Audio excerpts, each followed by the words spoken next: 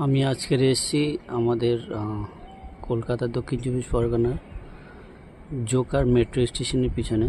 আর এখন আমি যেটা দাঁড়িয়ে আছি এটা 15 তলাতেই দাঁড়িয়ে আছি। 15 তলা থেকে গ্রাউন্ডে এই দৃশ্যটা দেখাচ্ছে। এটা বেহালা সাইড,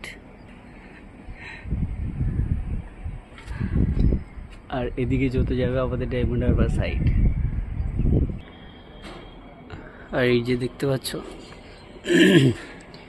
এটা হচ্ছে কি আমাদের জোকা মেট্রো স্টেশন। আর